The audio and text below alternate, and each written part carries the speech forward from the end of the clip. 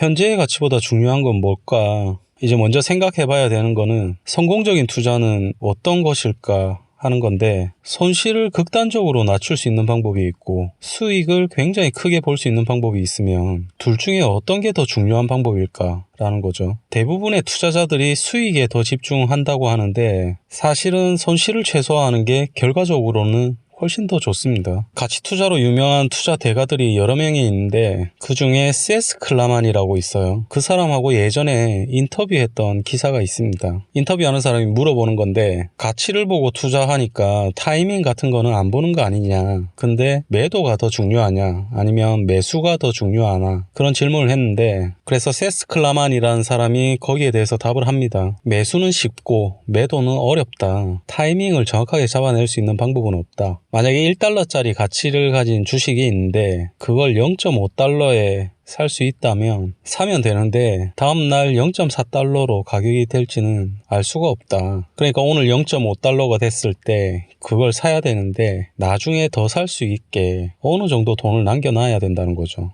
그렇게 하다 보면 언젠가는 가진 돈을 전부 다 쓰게 되고 그 주식이 다시 오르기 전까지는 계속 하락할 건데, 근데 이렇게 할 때 자신감을 좀 잃게 되는 치명적인 요인이 하나 있을 수가 있는데, 지금까지 1달러의 가치가 있다라고 했던 그 종목이 사실은 1달러의 가치가 없다라는 걸 이제 깨달을 때, 그러니까 이 회사는 그냥 그대로 있는데 만약에 유럽이 파산하고 무너지면서 갑자기 1달러짜리 가치가 있는 회사가 0.3달러 정도의 가치밖에 없는 회사로 바뀌게 됐을 때, 싸다고 생각해서 샀는데 이게 나중에는 고평가로 바뀌는 거죠. 그러니까 어떤 자산이 오늘 얼마의 가치를 가지고 있는지 그걸 알아내는 게 중요한 게 아니라 내일도 그 가치가 지켜질지 생각해내는 게 중요하다. 근데 보통 투자 결정을 할 때 대부분 투자자들이 미래에 있을 손실보다는 이익에 집중을 한다라는 거죠. 주가가 오르는 것만 생각하고 하락할 수도 있다라는 생각은 잘 하지 않는다는 건데, 투자하는 회사가 내부적으로 문제가 생길 수도 있지만 외부적으로 어떤 환경에 따라서 가치가 하락할 수도 있다라는 것까지도 생각을 해야 된다는 거죠. 그러니까 회사를 볼 때